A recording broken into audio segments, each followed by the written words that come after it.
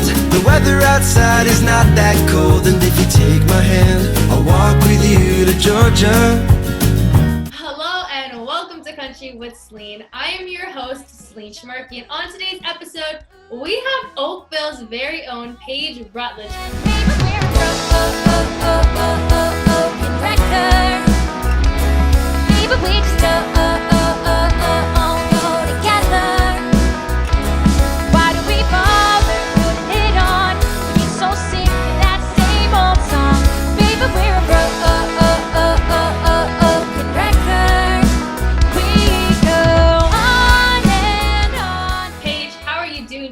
Hello, Celine. Thank you so much for having me today.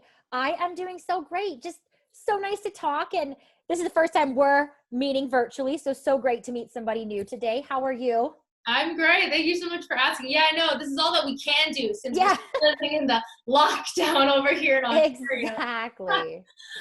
But on to better news. Okay, broken record. It's out. How are you feeling? It's only been, I guess, 2 weeks, maybe like 3 weeks now. So it's still so new. And isn't it crazy? You don't even know how long things happen to go. I have no sense of time living at home every single day. But it's been the craziest couple of weeks since the song has been out. The support, not that there's never been support. Everyone in the Canadian country scene is, first of all, fantastic. And it really is like a little family. But the support on Broken Record specifically has just been so, like, way more than I expected. And it's been really nice to like feel that way. And, you know, you wake up and people send a text and they're like, oh my God, it's stuck in my head. And I'm like, well, I don't know if that's a good thing or a bad thing, but I'm going to take it as a good thing. That is always a good thing. Because that person is thinking about that song and singing it all day long. Exactly. And now another one of your songs. Okay. Take Me Back to Tiki. So listening to that song, it makes me want to go somewhere like tropical. It makes me want to go back in time to like a year, like a summer that it was just so much fun. So I want to know, what was your Tiki? Yeah. So it's actually funny. Take Me Back to Tiki is about the Tiki bar that is at my cottage. So my dad has this like obsession. Literally just before I actually came upstairs, he was downstairs listening to the Margaritaville radio station. So he like believes we live in the Bahamas and just like not here in Oakville. So I think it's like close to 10 years ago now. We knocked down our cottage that we had before and built like a nicer, a little bit bigger one for our family getting bigger. And we built a tiki bar that sits and looks out to the lake.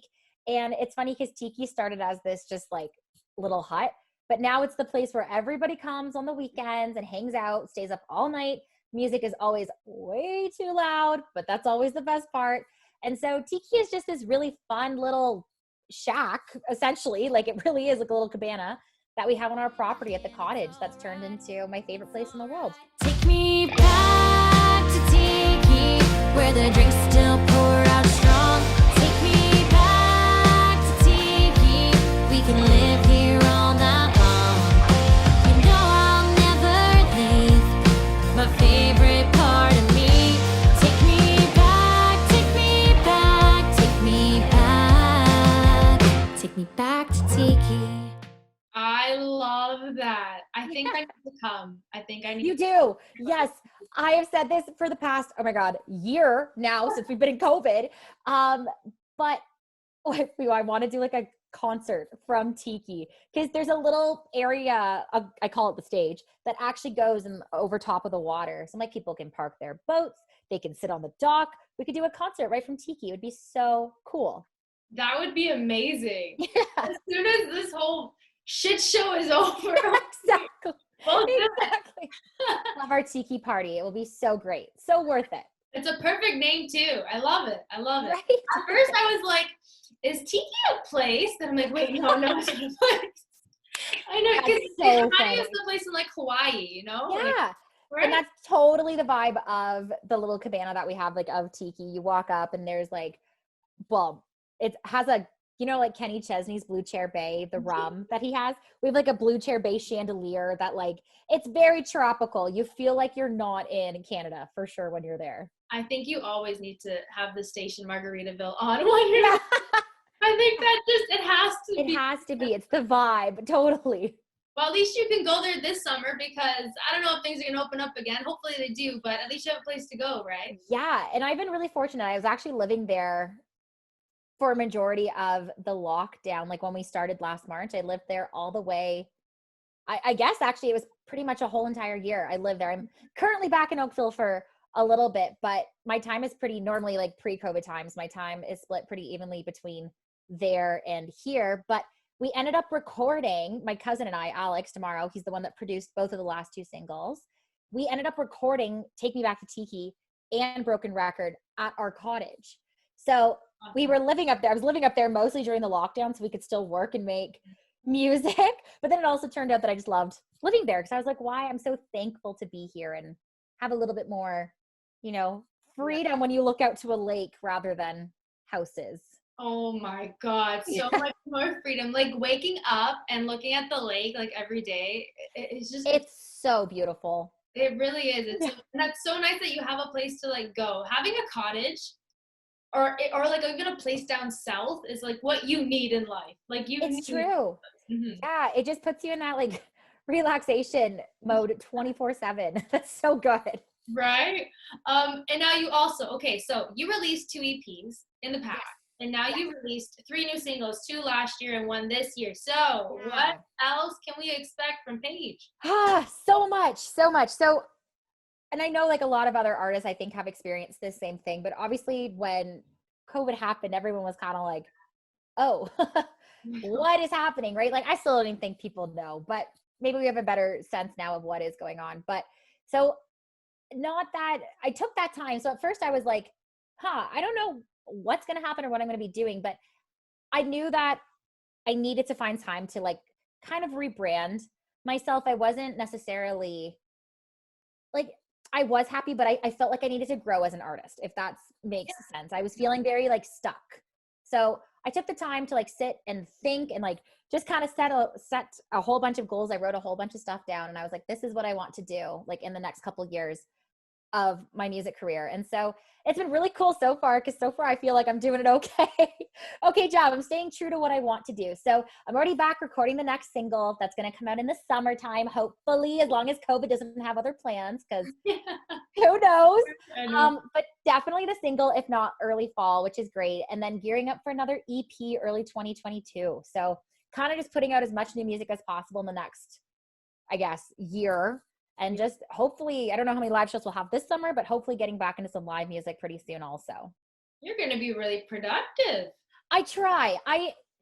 You know, I feel like everyone goes through their stages, especially during this time where you're like, I don't want to do anything, but I actually find that I've been a little more motivated to do stuff. And I'm fortunate that I feel that way because I know that not everybody feels that way, but I wake up and I'm like, actually, it's not even when I wake up. It's at midnight when I'm like, oh, time to be creative. And I'm like, oh, not always a good time. At nighttime, like when you're always wired, like for something.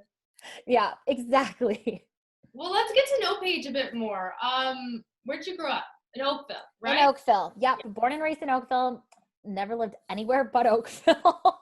I do consider myself like half-ish from like, or not like from, but I do consider the little town of Washaga where my cottage is kind of like a little bit of a hometown too, because again, like I said, it is pretty much 50-50 there between here and Oakville. And that's been my whole entire life. Yeah. So as much as I've grown up in Oakville, I've also grown up there at my cottage. So that's kind of nice too. Of course, if you go back and forth, that's still your home over there. Like I got a place in Florida and like low key, I still consider myself a Floridian, especially with blonde hair. So when are we going to Florida? Forget Tiki. Honey, anytime once we can go away, I'm in. I can't wait. Okay, Paige. So what made you decide to pursue music in country? Yeah. Music. I mean a career in country. Excuse me. So I always loved to sing when I was little, and my mom will always tell the story that when I was growing up, all I ever wanted to do was listen to Shania Twain, and like still true to this day, all I ever want to do is listen to Shania Twain. But I shared a really special relationship with my grandfather, and he was the one that kind of introduced me to all of the other great country artists. Like he loved Johnny Cash and Charlie Pride and Dolly Parton. So I do feel very fortunate to have grown up on country music. Like it was kind of just something that was always around, and I always just had this love for it at a really early age.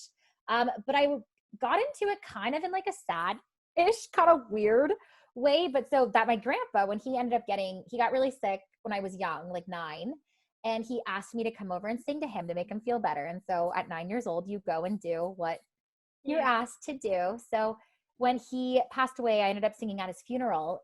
And it's kind of crazy because I don't even think in the moment I knew what I was doing, but I remember, like, I can clearly look back on that day and just remember how much music can impact people and just take you through like the best times of your life, but also take you through the worst times in your life. And I was like, this is something that is incredibly special, and that if I can be someone that wants to share their message or be able to connect with people on that level, then that's what I want to do. Because it just, like, it's this beautiful, magical thing that I don't even know how to describe it, but music is just so special. And I think once I found that and I felt that connection with music, there was really no stopping. I was like, Mom, Dad, I want to do singing. Put me in guitar lessons, please. Like, put me in everything. And then I just started playing anywhere that would let me play. And I remember going to play at bars when I was way too young to be there. And my parents would have to sit there at like, and I was like, this is so uncool at like 16 with your parents at the bar with you.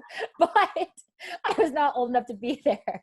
And then each year has just been more and more, been filled with more and more opportunities. And it's been exciting. It's just, each year is a different journey and it keeps getting better. And so I'm really excited to see what can happen with music. Each year is a different journey. I really like that. Thank you. I really like that saying. I was going to say everything happens as hard it is to kind of say this line, but it is true. Everything happens for a reason. And like 100%. And so when you stand back to everything that happened with your grandfather, when you think of it, it's like, what happened if that never happened? Maybe I wouldn't have grown this like passion to actually pursue so true in music. So, God has his ways, and it's mysterious and sometimes really hard to understand, but it happens and it's for the right reasons. I agree with you 100%. And I think about that a lot too, because it's true. Like, what if that never had happened? Would I be doing this and all of those things? And like, even where I think of where I've been fortunate, like I've had some really cool opportunities over COVID, believe it or not. But I was like, if this never happened, then I wouldn't have had those opportunities. So you always have to find those positives in the negatives. And I work really hard at that every day. I know it can be difficult. But it can be done. And you can always find good in every single day. The fact that you are here breathing, that is exactly. That's the good. Exactly. Okay, hold up a second. You lifted up your arm. Let me see that jacket. Oh, my little rhinestone. Okay, where'd you get that? I made it. Oh, you made that jacket. Yeah. So I got really into rhinestoning over quarantine. So I've done a jacket and I did a guitar. My guitar is not currently in Oakville. My guitar is at the cottage. Currently, the rhinestone. Pictures of it too, though. So yes, I did. Yep. And I actually did this jacket specifically for Broken Record. I was like, Broken Record is just going to be this like disco ball, like this sparkle. So I made this jacket I always wanted one. I saw it. It was trending on TikTok for a while. That's how I saw it. And I was like, why haven't I done that? So, but then it fell into like the time frame of Broken Record. And I was like, this would look so cool on the single cover. And then I wore this one in the live video that I'm releasing this week for Broken Record. So it's my Broken Record jacket. I really like that. I think you should start making that and selling them because you can buy those jackets. I really want to do another one. I want to do a different color jacket, like either a black one. I was trying to find a pink denim jacket, but I haven't been successful just yet with like something that I'm like, because they can get expensive too. And I was like, I don't want to like glue a really expensive jacket. Imagine. And then you screw it up. It's like, shit. I spent all this money for what? Exactly. But I do want to do another one. It was actually not as tricky as I thought it was going to be. I just glued away and cut my fringe and then glued it on. Yeah. Awesome. I would wear that like every single day. Yeah. Okay, it's like a little statement. Yeah. I think I'm going to pay you to make me one. I will do it. You don't even have to pay me. I'll do it for fun. Oh my God, I love it. Okay. Back onto the music again. Yes. Musical influences. Shania Twain. Yes, 100%. Shania Twain, Dolly Parton, and my girl Taylor, because who doesn't grow up loving Taylor Swift? And Carrie Underwood. Those are kind of my 4 that I would definitely put as like my 4. I have a lot more, obviously, like more present day artists also, but those are the 4 that I was like growing up with and listening to and just inspired by for so many different reasons. But if I had to pick one, it would definitely be Shania Twain, because she's Canadian and Let's go, girls. Exactly. And if she can do it, anybody can do it. And I think that's a really cool message just overall. Yeah, all those ladies that you just said are top-notch powerhouses. Exactly. So what would you say would be your dream collaboration?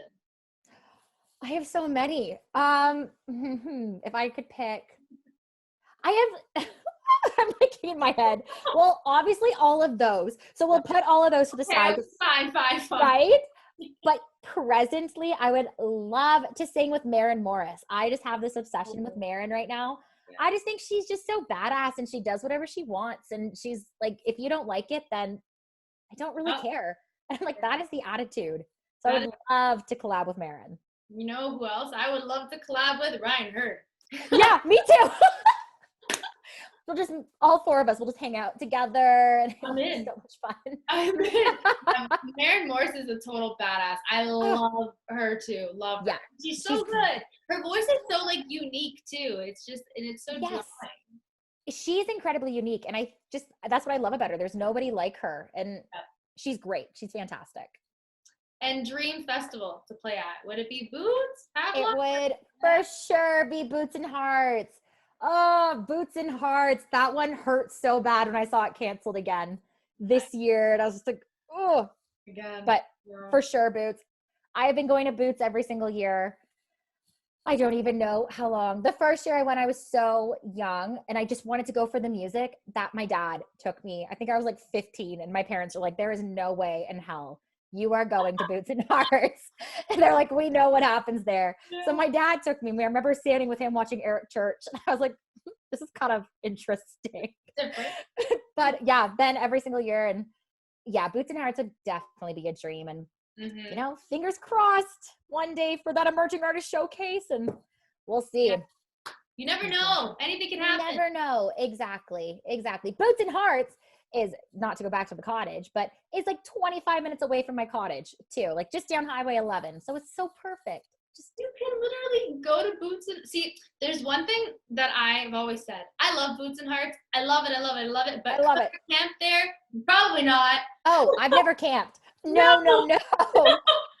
People who go to Boots and Hearts, they know what it's like to see the camping grounds and to see like I couldn't do it. I just couldn't do it. Nope. I go back to my cottage and sleep in my bed every night, and then I go back and enjoy more music the next day. Exactly. See, that's perfect. I would literally drive from Vaughan up there for the day, back here and up there. Because that's really not that bad of a drive either. You can make that work. Yeah. It's not horrible.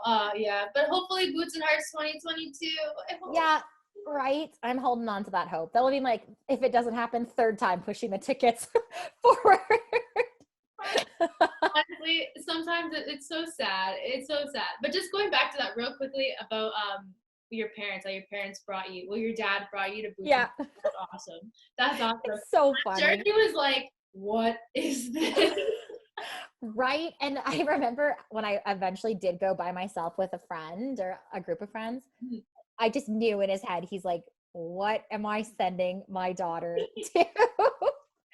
I love it. Oh my gosh. But it's a good time. And it makes for a good story, really. And I'll always look back on that and be like, my first Boots and Hearts experience was with my dad. But I'll take it. I'll take it. Okay, Paige. Now, we're gonna play a little game. I like to love games. Like to talk country with Celine rapid fire. Pretty simple. Shoot you out a couple questions. Pick, choose. Okay. First one. Starbucks or Tim's? Tim's. Friends or snack? Wait. Tim's? Yeah, I know. Okay.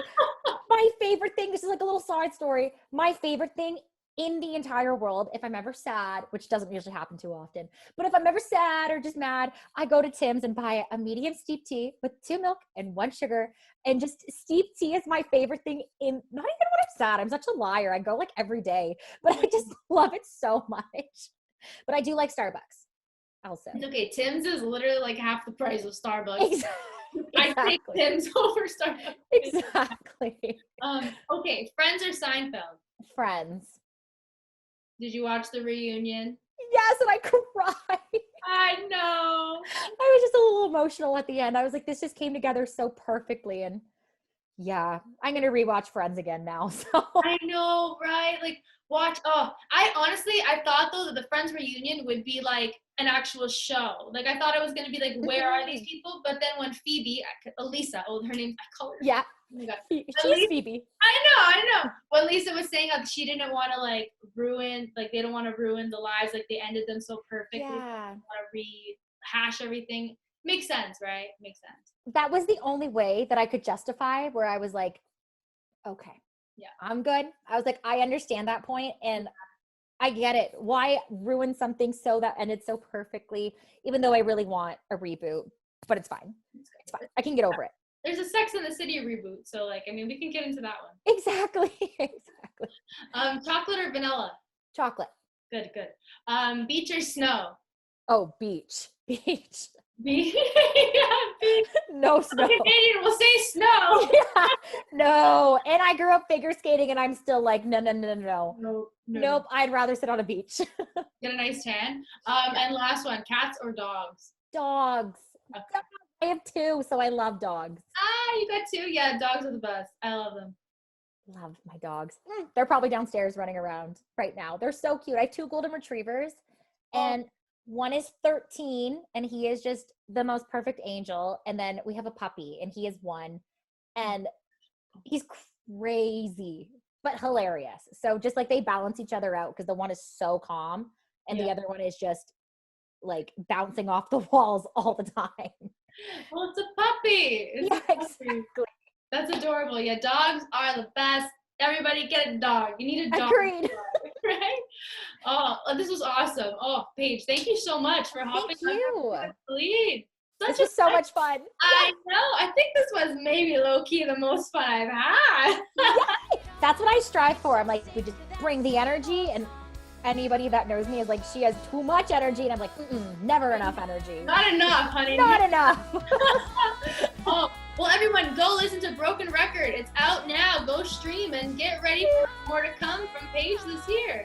Yes, thank you so much for having me. We got 2 sides, both scratch. It's a matter of time till we finally crack. 'Cause baby, we're a broken record. Maybe we just